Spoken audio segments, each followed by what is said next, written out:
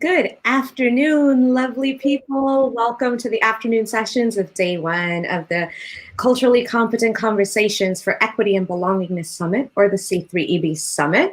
I hope you have been enjoying your adventures and learning journey with us so far today. And I hope you're going to continue to enjoy it. And I know you are going to enjoy this presentation right now because we have someone very, very, very special who is going to talk about something that is so timely given everything that's been going on with recruitment and unemployment and all of this stuff in all the ways we've been 2020'd in America. I promise you by the end of the summit, that's going to show up in Urban Dictionary.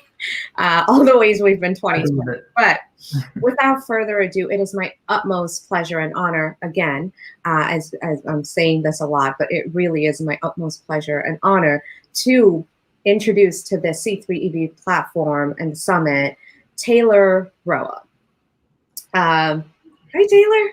How you doing? Thanks for having me, AJ. And also, I just want to commend you. I'm super impressed with how this has come together. And I'm so encouraged that these conversations are being had in a meaningful way. So thanks so much for inviting me to join.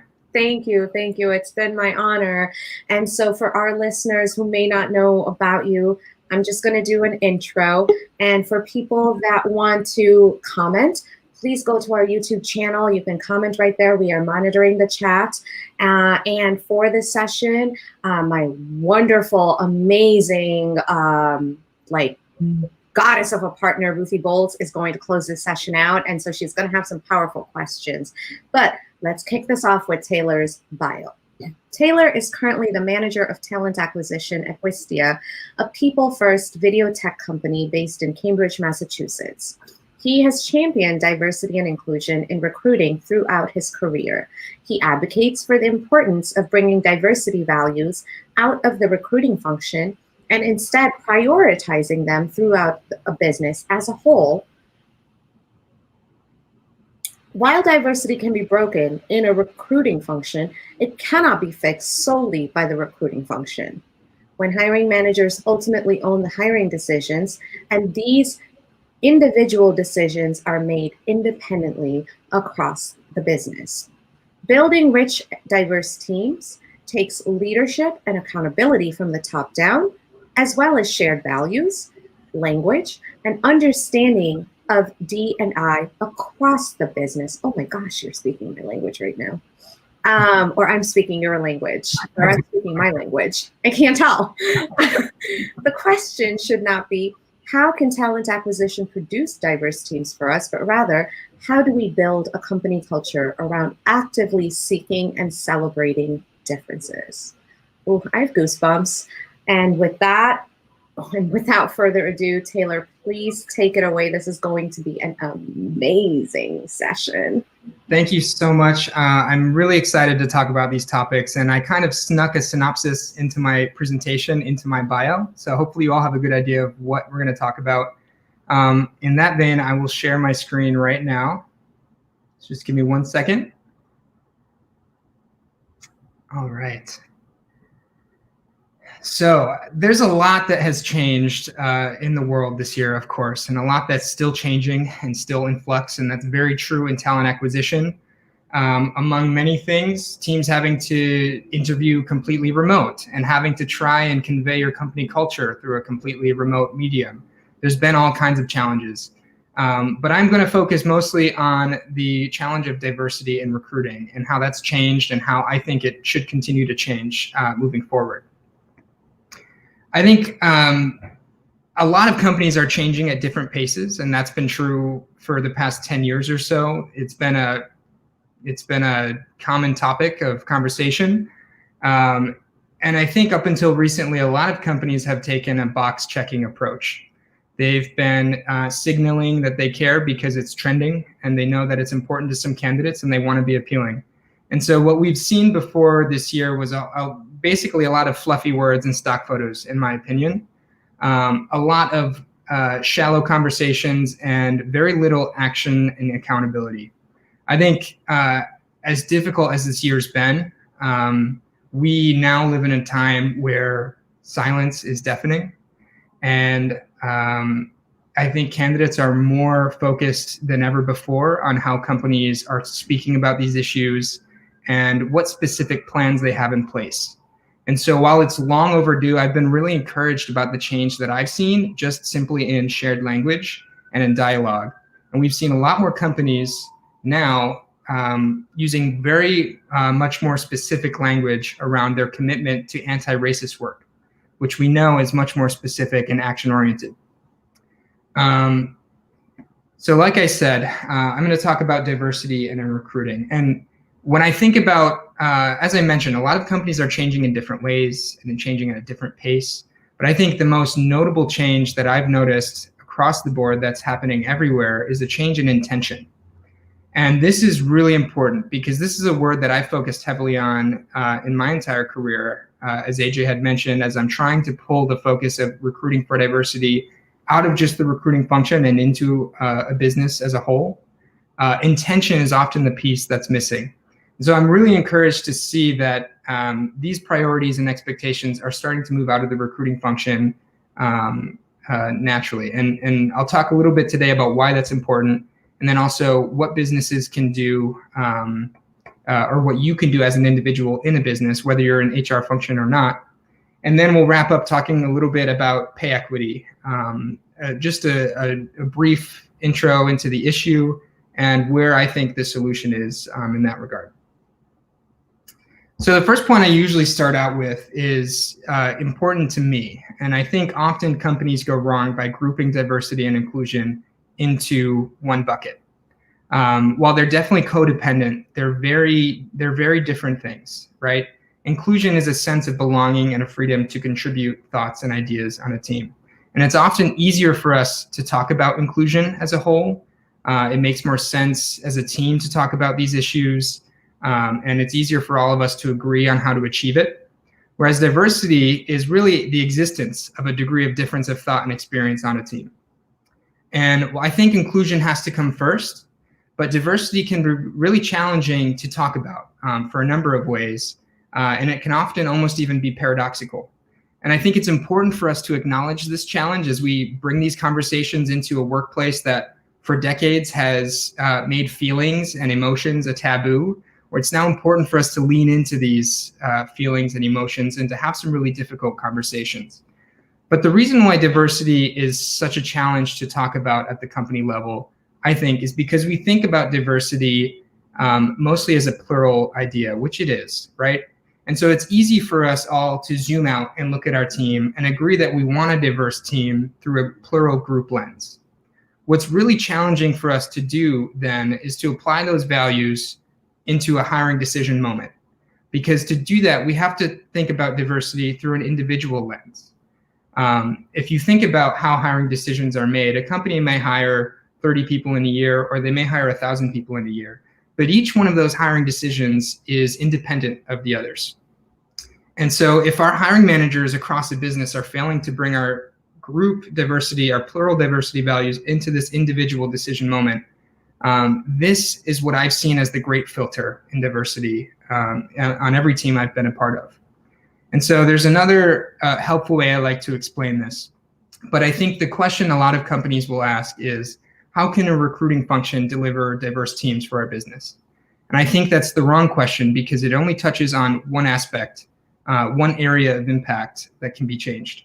And so the reason I say that is because recruiters really have a jurisdiction, right? We can impact the recruiting funnel. We can intentionally seek difference and pull people from different backgrounds into our funnel. We can think about how we reach different audiences and the language that we use in our job descriptions. But that's really where our jurisdiction ends. We don't necessarily have an impact on inclusion efforts.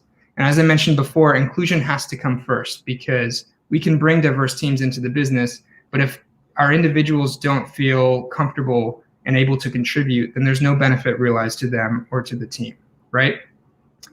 Another layer below our recruiting funnel would be the talent market. And really, this is just society. So if we all can agree that these issues are very systemic, they're very deep rooted, and we know that they exist in society, a lot of teams think that removing bias from your recruiting process is the answer. And so a tremendous amount of focus and training and resources goes into that. And I want to emphasize the importance of knowing your biases, but I don't think it's possible to remove biases from a human decision. And I think it's important for us to acknowledge that, again, because we need to be intentional about seeking difference. But even more importantly, even if it were possible to completely remove bias from our hiring function, it stands to reason that all we would get is a mirror of the inequity that exists in society. So my question to teams is, how can we intentionally overcome those inequities and effectively build teams, diverse teams that feel comfortable to contribute? And the last layer, again, as I mentioned, is the hiring decision. This is important because we put metrics for building diverse teams on our recruiting function without acknowledging that our recruiters don't own the hiring decision. And that's why this is so important to bring this conversation into the business, because we may have over 100 hiring managers. And if our hiring managers aren't able to effectively have these conversations or to understand our values around recruiting for diversity, to know their biases and implications around that, this is the layer that often is the filter for building diverse teams, and why so many teams see that diverse pipelines of candidates just aren't translating into diverse teams. So there's another important aspect to this, especially in the world I come from, in the tech industry. We want everything to be measurable, and that's important for growth. It's important for accountability. But this is an incredibly hard issue to put metrics to.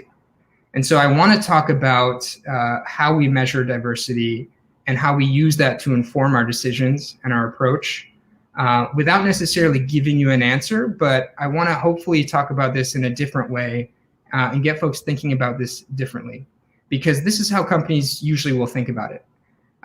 They may choose a number of labels to define their team, to track their demographics and the diversity of their team. And that's fine. I think for a lot of teams, they may feel that's the best that they can do. But the issue is that it doesn't factor in intersectionality, or at least it's really hard for that to happen. And really, this is how their teams look. So by measuring our diversity with single labels, we're not factoring in the intersectionality of our team. And it's really hard for us on the individual level to bucket somebody into one label, because we know we're all complex, we're all plural, and our identities are not defined by single labels, right? The other issue is what companies do with this data. I'm mostly against setting benchmarks and aiming for specific percentages for certain labels, because I think that drives the wrong incentives and it drives behavior that can negatively impact inclusion efforts. But what a lot of companies might do is they might say, okay, we have very few circles on our team. And so well-intentioned, they might say, we want to go out and seek this specific label to add onto our team to improve our numbers.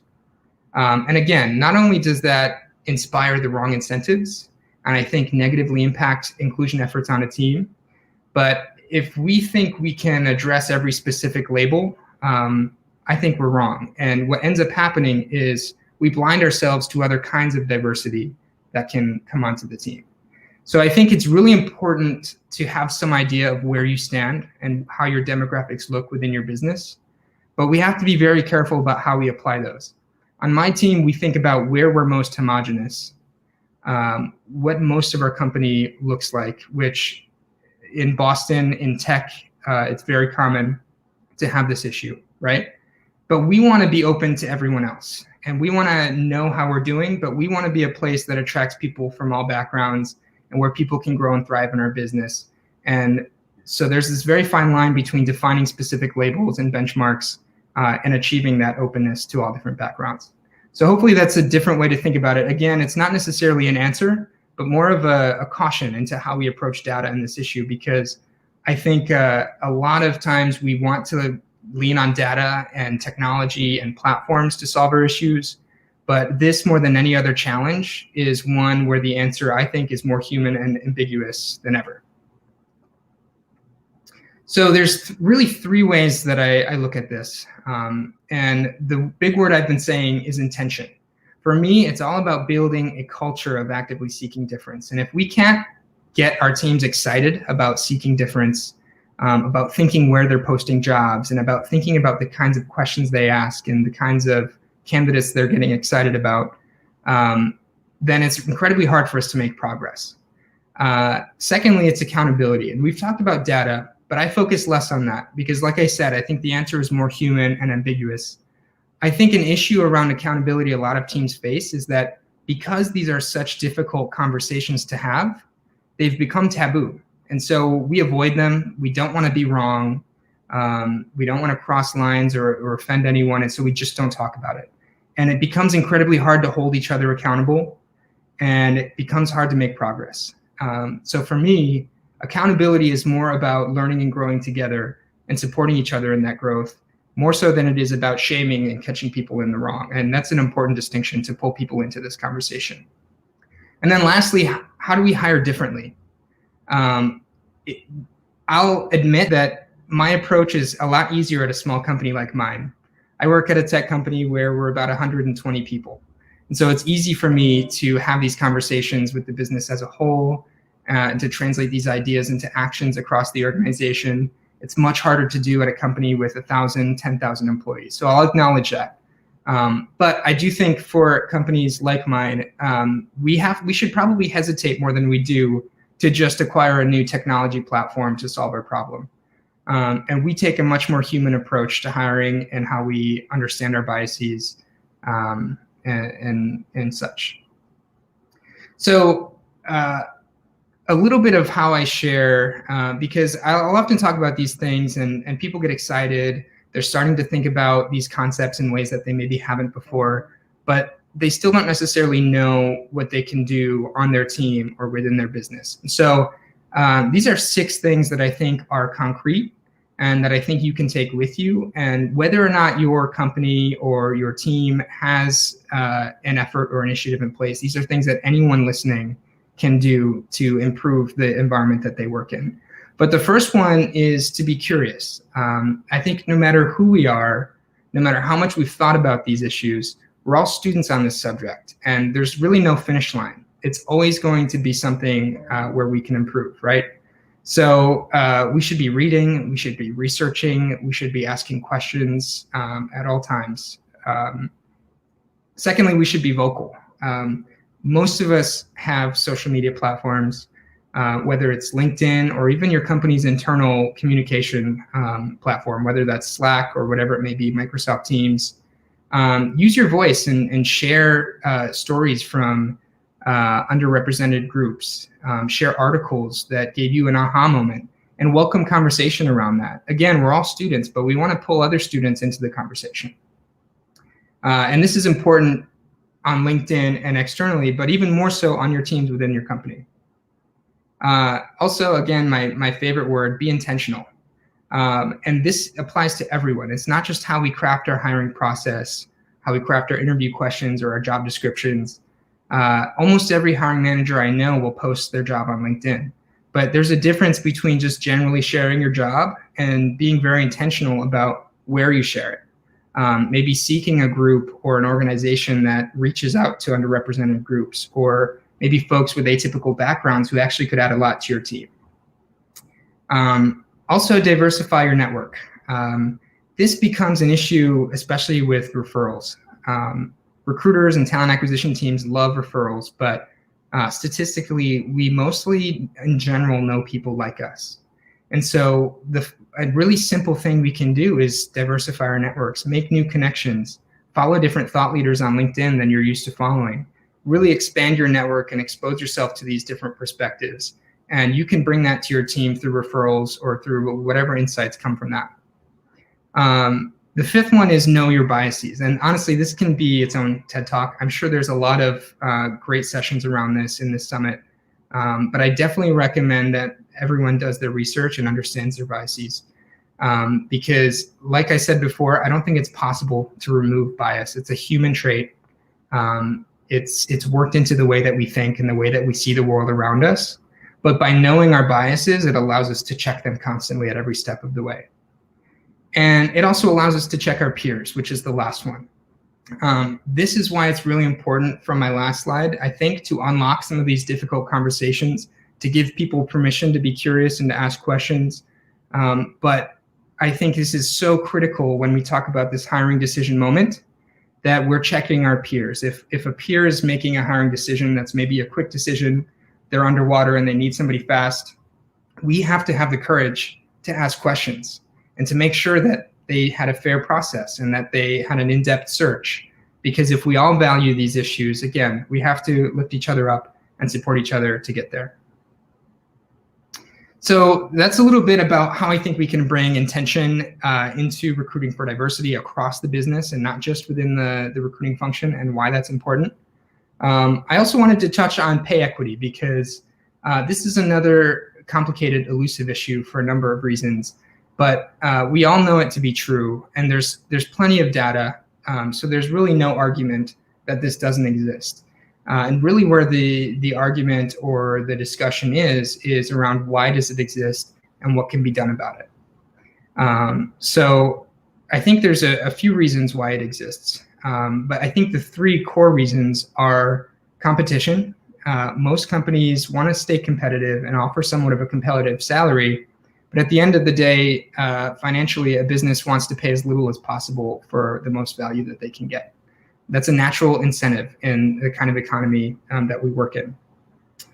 The second issue is very demographic based, and that's negotiation. We've learned, unfortunately, that different demographics approach negotiating differently. And while candidates often name their price in an interview process, it's mostly marginalized groups that are less likely to ask for more to negotiate. And so I think this has many implications, but this is where the divide is for me, because we really need a solution that's all encompassing. One where, as a society, which is outside of our businesses and outside of our control, but one as a society, how do we help folks from different groups know their worth and their value and give them confidence to negotiate and ask for more? That's something that's going to have a very long tail, and a change that I think will happen way too slow. But there are things that I'll talk about in a minute that we can do within our businesses so that at least we can correct it where we are. The last one, again, has to do with our company, but there's really no science to comp structure. And I know that that's maddening. There should be a science to it. There's plenty of tools and platforms that arm us with data, but it's imperfect data.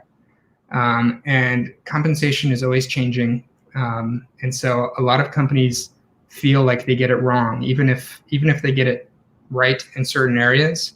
It's just a very elusive, difficult thing to structure. But what we can impact is how we structure it within our business in terms of growth, and I'll talk about that in a minute.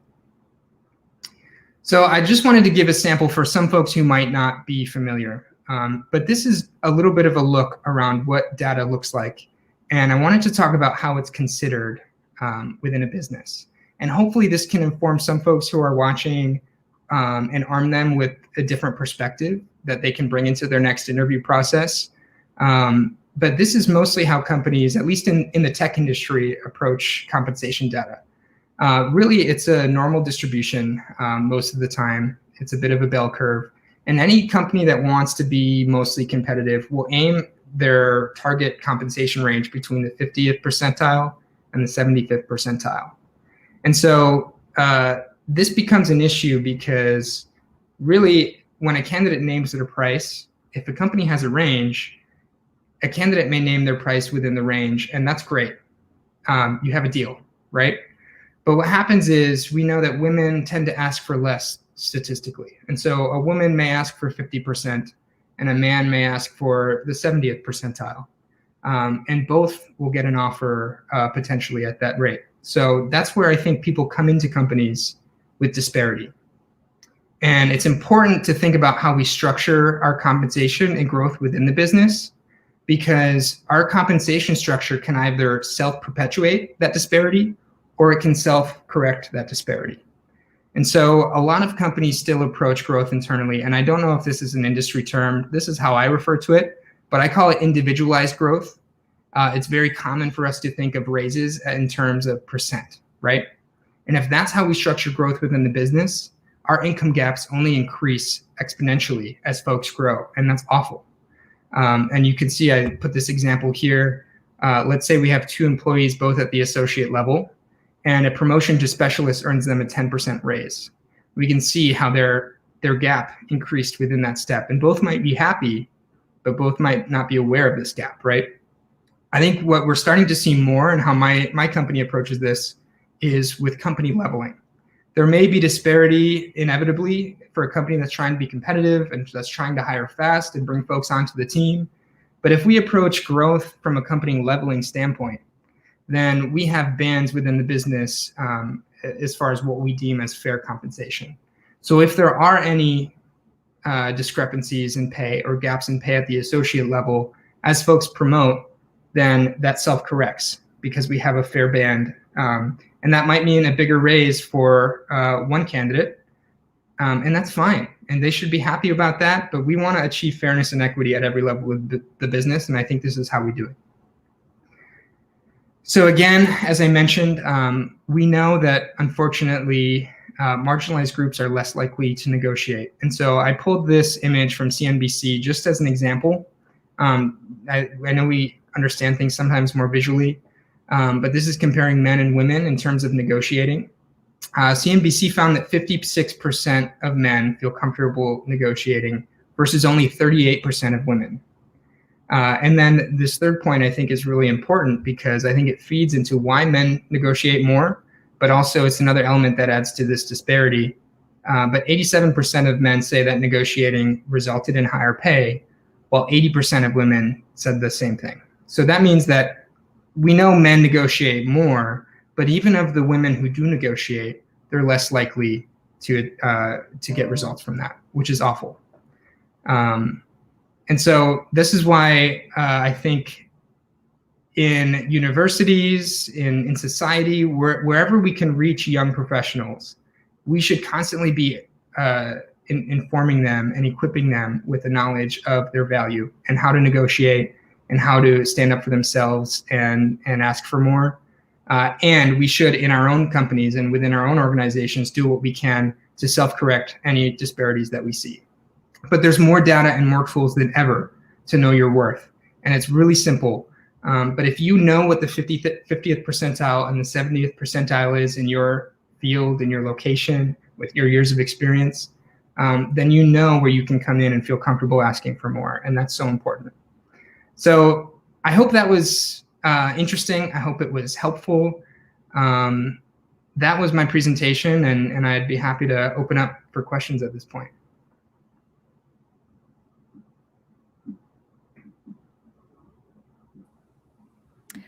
Thank you so much for that, Taylor. That was, I have to say, the part that stuck out to me, the company leveling, the self-correction.